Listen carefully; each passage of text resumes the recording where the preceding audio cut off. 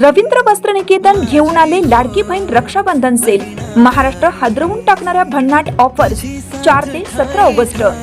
600 रुपयांची तक्षशिला पैठणी फक्त 216 रुपयात। क्रंची इन्स्टा ट्रेंड साडी फक्त 441 मध्ये। डोला सिल्क साडी फक्त 396 मध्ये। कल्याणी सिल्क साडी फक्त 693 मध्ये। विशाल साडी 749 मध्ये।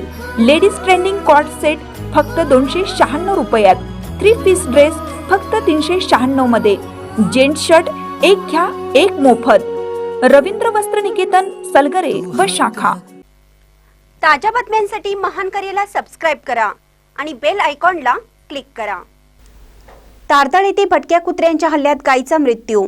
हातकणंगले तालुक्यातील तारदाळ येथे भटक्या कुत्र्यांनी उच्चाण मांडल्याने एका गायीचा मृत्यू झाल्याची घटना बुधवारी पहाटे उघडकीस आली।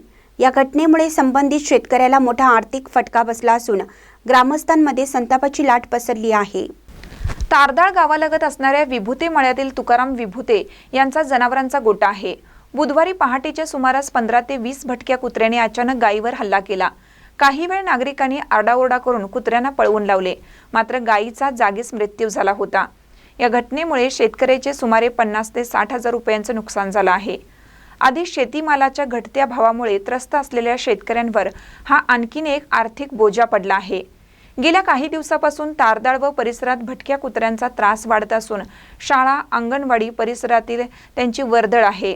ग्रामस्थांचे म्हणणे आहे की भटक्या कुत्र्यांच्या हल्ल्यामुळे जनावरांबरोबरच नागरिकांच्या सुरक्षिततेलाही धोका निर्माण झाला आहे। त्यामुळे ग्रामपंचायतीने तातडीने भटक्या कुत्र्यांवर नियंत्रणासाठी उपाययोजना राबवाव्यात अशी जोरदार मागणी करण्यात येत आहे। महानकर न्यूजसाठी तारदाळहून बसगोंडा कडेमनी। काल रात्री इथं गाय बांधलेली होती, तर रात्री सर्वसाधारण 12 ते 5 या दरम्यान काही भटकी कुत्री 10-20 कुत्र्याने गायीचा चावा घेऊन जखमी करून त्याचा जीव घेतलेला आहे। तरी ग्रामपंचायत याने लक्ष देऊन की भटकी जी कुत्री आहेत त्यांचा बंदोबस्त करावा, कारण तुकाराम सावंत हा गरीब शेतकरी याच्या गायीवर कुत्र्याने हल्ला करून ती गाय मृत्युमुखी पडली। त्याचा लाखो रुपयाचा भुर्दंड या गरीब शेतकऱ्याला पडला आहे। तरी ग्रामपंचायतने याच्यावर कुत्र्यावर कडक कारवाई करून त्यांचा बंदोबस्त करावा।